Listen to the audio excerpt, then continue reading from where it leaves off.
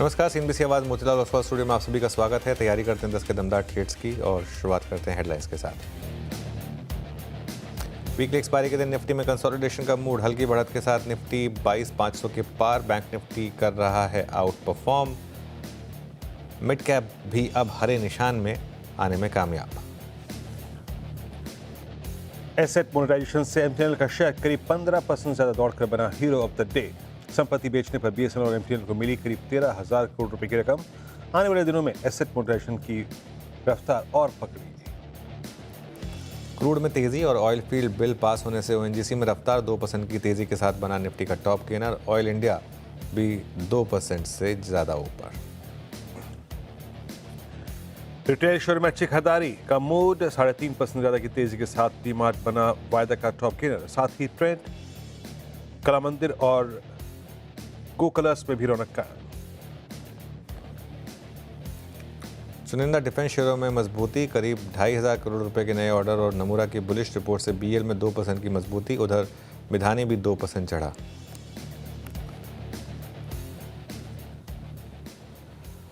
Okay, चलिए फिर आगे बढ़ते हैं। कला मंदिर तो मैं भूल ही गया था। वीरू, याद है आपको कौन सा शेयर था ये? मैं तो भूल गया था। मैं भी हेडलाइन पढ़ते पढ़ते अनुज याद आया बहुत दिनों बाद हम इसका। कला मंदिर ये मेरे ख्याल से दिसंबर 2023 के आसपास बहुत स्ट्रॉन्ग मूव हुआ करता था। इसका प्राइस था करीब 300 सवा 300 रुपए। अब तो खैर ये अपने करियर की लोवेस्ट ट्रैजेक्टरी में है। हाँ, तो खैर इसको छोड़ देते। वो साई सिल्क वाला, हाँ साई सिल्क्स। खैर एनीवे, निफ्टी डे हाई पे आने की तैयारी कर रहा है इस समय। एक बार जरा निफ्टी लेकर आइए 22,534 पर। सुबह हम 22,556 तक गए, वो जो रेंज का हायर एंड था वहाँ से एक रिजेक्शन मिला। लेकिन अच्छी बात ये रही कि लोअर लेवल पर उससे पहले ही घूम गए 22,460 पर। अब कुछ स्टॉक्स जो मार्केट को लीड कर रहे हैं उसमें स्टेट बैंक ऑफ इंडिया। आते वो जो जेपी एसोसिएट्स वाला मामला था उसका एक इम्पैक्ट हमने कल भी इसको पिक किया था। यहाँ पर एक अच्छा फ़ायदा हो रहा है एसबीआई को, कि एसबीआई उस कंसोर्शियम को लीड करता है जिससे वो रिकवरी होनी थी जेपी एसोसिएट्स की। यहाँ पर अच्छे गेंस हैं। आईसीआईसीआई बैंक भी उसमें शामिल है, वहाँ पर भी अच्छे गेंस हैं। रिलायंस लगातार मार्केट के लिए एक सपोर्ट का फैक्टर बना हुआ है। इनफैक्ट अगर आप देखें 1180 से जो वो 52 वीक लो था, वहाँ से जो ब्रोकरेजेस के पॉजिटिव व्यूज़ आने शुरू हुए थे वहाँ से स्टॉक रुका नहीं। 80 रुपये के मुँह आ चुके हैं करीब करीब 4 या 5 ट्रेडिंग सेशंस में। सबसे ज़्यादा मार्केट को सपोर्ट पिछले कुछ दिनों में अगर एक स्टॉक ने किया है तो वो रिलायंस है, जिसने आज भी शानदार मोमेंटम दिखाया। उसके अलावा बीईएल, ओएनजीसी, टाटा स्टील, ये कुछ स्टॉक्स हैं जहाँ पर आपको तेज़ी दिखाई देगी। उसके अलावा इंडसइंड बैंक करीब करीब 1.6% नीचे। श्रीराम फाइनेंस, यहाँ पर भी हल्की सी आपको गिरावट दिखाई देगी। एफएनओ वाले स्टॉक्स की अगर बात करें तो उनमें Avenue supermart clearly top gainer 3.5% ऊपर। अदानी ग्रीन में भी 3.5% की रैली। वरुण बेवरेजेस में आज थोड़ा सा बाउंस बैक आ रहा है 2% ऊपर। ऑयल इंडिया ये भी करीब करीब 3-3.5% ऊपर। तो शानदार मोमेंटम आपको ऐसे कई स्टॉक्स में आज, इनफैक्ट ऑयल इंडिया आज अब क्लियरली एक बिग मूवर बनता हुआ आपका। चलिए आपको क्रम बताते हैं कार्यक्रम का। हमारे साथ अमित सेठ और मानस जायसवाल पिछले शो से बने हुए हैं। निर्मल बैंक से विकास सालुंके और ट्रेड बुल्स से सचिदानंद उत्तेकर भी जुड़ेंगे अपनी टॉप ट्रेड्स के साथ। होली के मौके पर एक्सपर्ट पोर्टफोलियो में रंग जमा देने वाले कुछ शेयर्स भी इनसे जानेंगे। इसके अलावा मार्केट आउटलुक पर हेक्सागन पार्टनर्स के डायरेक्टर तुषार प्रधान से होगी बातचीत और मार्केट के टेक्निकल सेटअप पर बात करेंगे हम कोटक सिक्योरिटीज़ के equity research head Shrikant Chauhan से। वीरू, तो ये था क्रम। अब आइए काम करते हैं, बातचीत करनी शुरू करते हैं। पैनल आपकी स्क्रीन पे अमित सेठ जी, मानस जी और फ्रेश पर्सपेक्टिव लेके, ताज़ा तरीन नज़रिया लेके विकास और सचिन जी। आप सभी को नमस्कार। एक बार फिर से आप सभी को होली की, छोटी होली की, इस पावन त्यौहार की बहुत बहुत शुभकामनाएं। सचिन जी बताइए आपके ट्रेड्स क्या रहेंगे? Good morning Anuj ji, good morning Virendra ji and Holi की सभी सीएनबीसी आवाज के दर्शकों को शुभकामनाएं। जिस तरीके से मार्केट में मोमेंटम है, क्लियरली इनहेरेंट स्ट्रेंथ यहाँ पर बैंकिंग एंड फाइनेंशियल स्टॉक से ही है। यहाँ पर लीडरशिप कल हमने प्राइवेट बैंक्स में देखी थी। मुझे लग रहा है आज एसबीआई में एक अच्छा ब्रेकआउट हो रहा है। तो जिस तरीके से एक अच्छा कंसोलिडेशन हुआ था पिछले 4 दिनों के डेटा में, मुझे लग रहा है उसमें से एक बड़ी अच्छी एक्सपेंशन वाली मूव अनफोल्ड होनी चाहिए। जिस तरीके से इसके चार्ट्स फिलहाल प्लेस्ड है, लगभग इसके 50 डे तक हेडरूम अवेलेबल है, जो प्लेस्ड है अराउंड 748 के आसपास। तो यहाँ पर एसबीआई के फ्यूचर्स में खरीदारी करने की सलाह होगी। स्टॉप लॉस आपको यहाँ से लगभग अराउंड 724 पे लगाना है on a closing basis and fresh long positions add करनी है एसबीआई के फ्यूचर्स में 748 के पोजिशनल टारगेट के लिए। तो सेकंड स्टॉक मेरे रेडार पे है। मुझे लग रहा है पिछले हफ्ते में हमने देखा था कि एक अच्छी स्ट्रेंथ बनी थी इस ओवरऑल पैक में कैपिटल गुड्स में एंड सीमेंस में एक काफी बढ़िया रिवर्सल एस्टैब्लिश हो चुका था। इस हफ्ते में एक डिक्लाइनिंग सीक्वेंस जरूर हुई थी बट वो डिक्लाइन काफी ग्रेजुअल था। एक अच्छा पुल बैक यहाँ पर मटेरियलाइज हो चुका है। मुझे लग रहा है वापस इसमें अपमूव रिज्यूम होनी चाहिए एंड जिस तरीके से यहाँ पर डेटा प्रेजेंट हो रहा है मुझे लग रहा है 5000 का लेवल जैसे ही निकल जाता है एक काफी स्ट्रॉन्ग मोमेंटम प्ले इस पर्टिकुलर स्टॉक में नजर आना चाहिए। तो यहाँ पर डिक्लाइंस में भी खरीदारी करने की सलाह होगी सीमेंस के फ्यूचर में।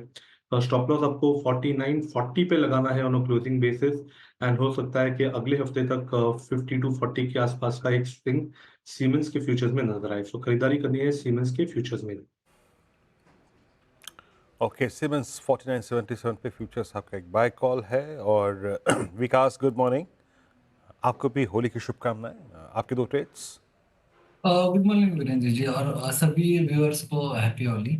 देखो आज जिस हिसाब से मार्केट में मोमेंटम दिख रहा है तो मुझे लगता है थोड़ा सा पॉजिटिव साइड यहाँ पे देखने मिल सकता है। ओवरऑल मेरे दोनों भी काउंटर जो है बाइंग साइड में रहेंगे। पहले तो आईटीसी मुझे अभी भी स्ट्रांग लग रहा है, अभी भी एक अच्छे ब्रेकआउट पॉइंट पे यहाँ पे आईटीसी ट्रेड करते हुए देखने मिल रहा है। तो ये टूवर्ड्स 100 और 50 डीएमए के आसपास को अप्रोच करते हुए देखने मिल सकता है कुछ दिनों में। तो ऊपर में जो टारगेट यहाँ पे आईटीसी में देखने मिलेगा वो है 424 का। नीचे में अभी इम्पोर्टेंट सपोर्ट जो यहाँ पे अभी प्लेस हो चुका है लास्ट दो तीन ट्रेडिंग सेशन में, वो है 403 के आसपास का। तो 403 के स्टॉप लॉस से यहाँ पे आईटीसी को बाय करना है। 424 का पहला टारगेट यहाँ पे जो उसका 50 डीएम है वहां तक मुझे लगता है एक अपसाइड मोमेंटम कैरी करते हुए देखने मिलेगा।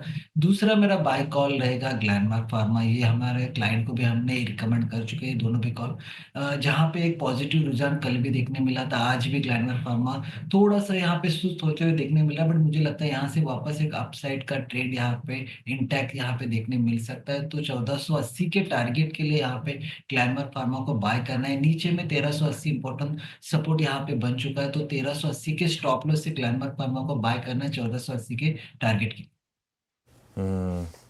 ओके, अब चलते हैं अमित सेठ के पास। अमित जी, आपकी ट्रेड्स इस समय की? जी अनुज जी, पहली ट्रेड रहेगी बाय ऑन इंडियन होटल्स। यहाँ पे इंडियन होटल्स हम देख रहे हैं 10 और 20 डेमा के ऊपर सस्टेन कर रहा है। स्टॉक ने एक बेस बनाया around 200 DEMA. It's on the verge of crossing 50 DEMA, but जिस हिसाब से मोमेंटम इंडिकेटर्स प्लेस्ड है there is a good possibility कि यहाँ पे अपवर्ड ट्रैक्शन हमें मिलेगा। 748 का स्टॉप लॉस रखेंगे और टारगेट्स रहेंगे 778 के। दूसरा स्टॉक जो मुझे पसंद आ रहा है दैट इज HAL। HAL भी अपने 10 और 20 डेमा के कन्फ्लुएंस ऑफ मूविंग एवरेजेस पे काफी अच्छे से कंसोलिडेट कर रहा है इन अ नैरो रेंज कैंडल्स। यहाँ पे मुझे लगता है कि वॉलेटिलिटी एक्सपेंशन हम एक देखेंगे। इसे बाय करें, 3400 का स्टॉप लॉस रहेगा और टारगेट्स रहेंगे 3550 के। ओके, आप हेल पर बाय। मानस, आपने क्या पिक किए इस समय के पिक्स? तो देखिए, पहले तो बैंक ऑफ बड़ौदा में खरीदारी करने की दायरा रहेगी। कंसोलिडेशन के बाद वापस रैली रिज्यूम हुई है, 20 डे मूविंग एवरेज को रीगेन किया है। तो बैंक ऑफ बड़ौदा में 202 के स्टॉप लॉस से खरीदारी करेंगे। 217 रुपए तक के टारगेट्स पॉसिबल है बैंक ऑफ बड़ौदा में, ये कैश लेवल्स है। दूसरा स्टॉक जो है वो ऑल इंडिया का रहेगा। ऑल इंडिया में भी कंसोलिडेशन के बाद स्टॉक अपने 20 डे मूविंग एवरेज को रीगेन कर रहा है, तो ऑल इंडिया में भी खरीदारी करने की राय रहेगी। 367 के स्टॉप लॉस से खरीदारी करेंगे और 400 रुपए की टारगेट सेट करेंगे। ओके, चलिए अब आगे बढ़ते हैं और हमारे साथ मार्केट आउटलुक पर चर्चा करने के लिए अब हेक्सागन पार्टनर्स LLP के डायरेक्टर तुषार प्रधान जुड़े हैं। उनसे समझते हैं कि मार्केट में अब क्या रणनीति रखेंगे। Tushar ji, good morning. जो म्यूचुअल फंड के डेटा आ रहे हैं, क्या लग रहा है कि अब फाइनली रिटेल भी अपना, जिसे कहते हैं, थ्रोइंग इन द टॉवल, और क्या ये एक तरीके से बाजार के लिए अच्छी खबर है? क्या भी होगा आपका? ये बहुत अच्छा सवाल पूछा आपने, क्योंकि स्टैटिस्टिक्स जो है हर कोई अपने वजह से देखेगा और उसको ट्विस्ट करेगा। तो मेरे ख्याल से पहला जो नंबर फरवरी का आप देख रहे हैं, शायद उसमें ज़्यादा न देखें। दो तीन चीज़ें याद रखें कि 1-2 महीने से NFOs की जो लगातार एंट्री हो रही थी मार्केट में, थोड़ी सी कम हो गई है। क्योंकि पॉपुलैरिटी, मतलब जो जैसे हम जानते हैं कि रिटेल जहाँ जाता है थोड़ा सा कम दिखाई दे रहा है, इसके लिए एनएफओ कम है। अगर एनएफओ कम है तो जो बड़ा पैसा आ जाता है बल्क का, वो आपको इनफ्लोज में कम दिखाई देगा compare to the earlier months. तो पहली तो बात वो है। दूसरी बात एसआईपीज़ की, तो एसआईपी की जो नंबर आई है उसमें बहुत ही कम, बहुत ही मार्जिनल रिडक्शन है और मेरे ख्याल से उसमें कुछ ज़्यादा देखने की मेरे ख्याल से अब तक तो कोई ज़रूरत नहीं है। मगर जो दूसरा सवाल आपने पूछा कि क्या वो मार्केट के लिए अच्छा है, क्योंकि जब रिटेल अपना हाथ खड़ा कर देता है तो फाइनली बॉटम हो चुका है ऐसा समझें, ये बहुत ही दिलचस्प क्वेश्चन है। मेरे ख्याल से अभी तक जो मायूसी रिटेल में आ जाती है वो अब तक आई नहीं है।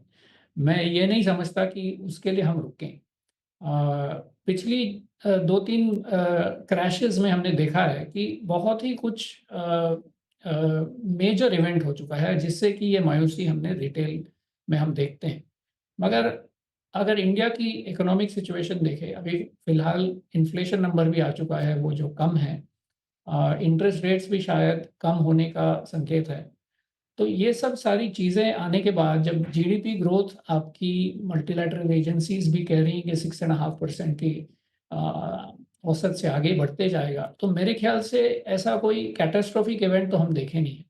इसका मतलब ये हुआ कि ये जो सिग्नल हम देख पाते हैं कि भई रिटेल ने भी हाथ खड़े कर दिए, शायद इस बार वो सिग्नल के लिए हम ना रुकें। मेरे ख्याल से रिटेल में ज़्यादातर एजुकेशन भी बहुत हो चुका है, तो मेरे ख्याल से वो जो स्टैंडर्ड हम सिग्नल्स देखते थे शायद उसकी तरफ हम इस बार ना देखें बहुत नज़दीकी से, ये मेरा सुझाव रहेगा। तुषार जी, जो पिछले 2 हफ्ते की सबसे बड़ी डरावनी पिक्चर रही है वो है निफ्टी आईटी में। जिस तरीके से कल फॉर एग्जांपल कल जिस तरीके से इन्फोसिस गिरा था, ऐसा लग रहा था कि यूएस में रिसेशन आ गया, फॉरगेट अबाउट आने का रिस्क है या नहीं है। और जिस तरीके से आईटी टूटा है, अब आपका क्या व्यू होगा यहाँ पर? एज एन इन्वेस्टर यहाँ बाय करें या अभी और बेहतर मौके मिल सकते हैं? ये भी एक बड़ा इंटरेस्टिंग सेक्टर है। हम जब उनको नज़दीकी से देखते हैं तो एक तो आपको समझ लेना चाहिए कि टेस्ला जैसा बहुत ही ब्लॉकबस्टर स्टॉक जो टेक पैक में आता है, वहाँ पर टेक या जो भी आप ग्रीन कहें, अ, उस पे बहुत एक बड़ी गिरावट आ चुकी है। ऑन टॉप ऑफ दैट जो मैग्निफिसेंट 7 जो हम कहते हैं, उनमें भी काफ़ी गिरावट आ चुकी है। तो एक तो मैं समझता हूँ कि एक सेंटिमेंटल जो मूव होती है वो हमने देखी है। इसका कोई फंडामेंटली कोई बेस नहीं लगता मुझे, क्योंकि जो इंडियन आईटी सर्विसेज की जो रेवेन्यूज़ हैं वो मैग्निफिसेंट 7 के प्रोडक्ट्स से कोई ज़्यादातर डायरेक्ट ताल्लुक नहीं रखती। और मेरे ख्याल से अगर मार्केट में उनकी गिरावट से प्रोबेबली एवरेजेस में lower end of the P spectrum अगर आ गए हैं, तो मेरे ख्याल से सिलेक्टिवली अच्छे-अच्छे कंपनी में यहाँ से इन्वेस्ट करने में मुझे तो काफ़ी अच्छा अपॉर्चुनिटी लगता है। मगर ऐसा नहीं कि यहाँ ही इन्वेस्ट करने के बाद ही आपको इंस्टेंट कोई सक्सेस मिलने वाला है। अगले 3-4 क्वार्टर्स में अर्निंग्स की औसत देखनी पड़ेगी। यूएस का जो सेंटिमेंट है specially around IT services and technology, specially profits, वो देखने के बाद ही और जब ये नॉर्मलाइज हो जाएगा तो आपकी इन्वेस्टमेंट का फल आपको मिलेगा। ये भी थोड़ा लॉन्ग टर्म व्यू रहेगा, मगर जब कभी भी ऐसा फॉल आता है जिसका कोई फंडामेंटली कोई बेस ना हो, हमेशा निवेश के लिए अच्छा समय होता है। तुषार जी नमस्कार, वीरेंद्र बोल रहा हूँ। मेरी तरफ से भी आपको होली की शुभकामनाएं। जिस हॉरर शो का जिक्र किया अनुज ने अभी कि इस दौरान मतलब बीते 20 दिन में सेलिंग का फेस जिसको लीड किया आईटी ने, इसी दौर में हमने एनबीएफसीज में और बैंक्स में कुछ हद तक की स्टेबिलिटी देखी है। अगर मैं सिर्फ एक इंडसइंड बैंक के इश्यूज को निकाल दूँ तो बाकी एनबीएफसीज में अच्छी मजबूती थी, हायर लेवल्स पर सस्टेन करने की टेंडेंसी। बैंक्स, आपका व्यू एनबीएफसीज पर, बैंक्स पे कंस्ट्रक्टिव है क्या इस वक्त इस प्राइस पे? देखिए फाइनेंशियल्स में हम ज़्यादातर पॉजिटिव रह चुके हैं, और कंटिन्यूस हम उसके बारे में पॉजिटिव ही रहेंगे, क्योंकि एक बड़ी चीज़ उनके साथ है वैल्यूएशन कंफर्ट। अब देखिए कंपनीज़ का नाम नहीं लूँगा, मगर सबसे ज़्यादा जो हमारी सबसे ज़्यादा बड़ी बैंक हम कहते हैं देश में, अगर उसकी वैल्यूएशन एक टाइम बुक तक आ चुकी है, तो मेरे ख्याल से ये कंफर्ट आपको ज़रूर मिलेगी कि अगर आपने इन्वेस्ट करना है अगले 3, 4, 5 साल के लिए, तो ये वैल्यूएशन कंफर्ट आपके पास ज़रूर रहेगी और ये वैल्यूएशन कंफर्ट काफ़ी दिनों से थी। इसके लिए हम इस सेक्टर में काफ़ी पॉजिटिव थे और जब कभी ज़्यादातर वैल्यूएशंस जिसमें 50-60 से ऊपर जो सेक्टर्स हैं, उसमें जब डरावनी सिचुएशन आ जाती है, तो सेफ हेवन के लिए फाइनेंशियल्स स्पेशली जो बिल्कुल वैल्यूएशन कंफर्ट जिसमें है, उसमें रहने की एक सेफ्टी ज़रूर नज़र आती है। तो अगर आप ये समझते हैं कि वॉलेटिलिटी इस मार्केट में और कई दिनों के लिए रहेगी, तो मेरे ख्याल से ये सेक्टर हम अवश्य देख पाएंगे और स्पेशली ऐसा है कि जब हम सोच रहे हैं कि ये कैपेक्स का साइकिल भी अभी इस और 1-2 साल में आने वाला है, तो banks will be the best proxy for us to manage to actually make use of that opportunity. तो मेरे ख्याल से इंडसेंड का जैसे हमने कहा इंडिविजुअल सिचुएशन है और वो अ, बिल्कुल अलग है इस सेक्टर से। तो मेरे ख्याल से there is a lot of comfort in financials.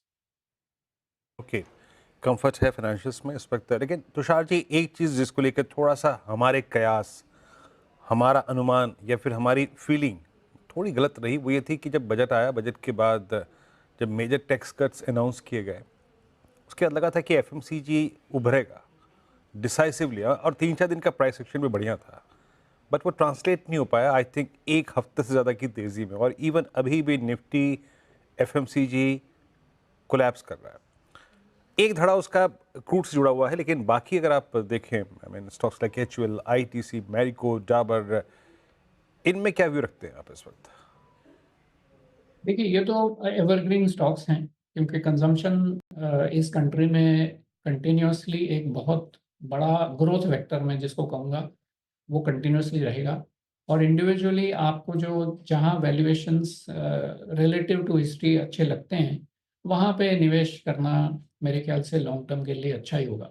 मगर आपका जो प्रश्न है उसके ऊपर थोड़ा सा विस्तार से मैं कहूँगा कि जब ऐसी बजट में या रेगुलेटरी सहूलत या कोई इंसेंटिव हमें मिल जाता है, तो हमें इस बात का ख्याल रखना चाहिए कि वो जब कंपनीज़ के प्रॉफ़िट्स में ट्रांसलेट होता है और जब तक कि हो जाएगा, उसको काफ़ी समय लगता है। तो जहाँ कहीं भी हमने जैसे समझिए कोविड के समय एक बहुत ही इम्पोर्टेंट लेजिस्लेशन आया जिससे कॉर्पोरेट टैक्सेशन लेवल में बहुत ज़्यादा गिरावट आ गई। अब देखिए 1 साल में कोविड के साल में वैसे प्रॉफ़िट्स भी ज़्यादा नहीं थे, कई कंपनियाँ लॉस में भी गई। तो इस रेगुलेशन का इम्पैक्ट हमने उस साल में देखा ही नहीं। मगर अगले 2 साल 2023-2024 में जब ये लोअर कॉर्पोरेट टैक्सेशन का इम्पैक्ट हम देखने लगे, तो सडनली जो वैल्यूएशन की जो गैप है, वो बिल्कुल भर गई और उसके आगे भी चली गई। तो मेरे ख्याल से जब कभी भी ये बड़े पैमाने पर रेगुलेटरी चेंजेस होती हैं, तो वो काफ़ी लॉन्ग टर्म इम्पैक्ट उनका आता है और अगर बीच में अगर उनका इम्पैक्ट सिर्फ जो सेंटिमेंटल होता है, जैसे आपने वहाँ कहा 4-5 दिनों में वो तो शायद दिख जाएगा। मगर जो सही का और कंटिन्यूअसली परमानेंट वैल्यूएशन अपग्रेड, वो आएगा जब इन मेजर्स का हमने एक्चुअल नंबर्स में ट्रांसलेशन देखा और हमारी कंपनियों में उनका नफ़ा और उनकी प्रॉफिटेबिलिटी देखनी चालू हुई, तभी से इनकी वैल्यूएशन में बढ़ोतरी होगी।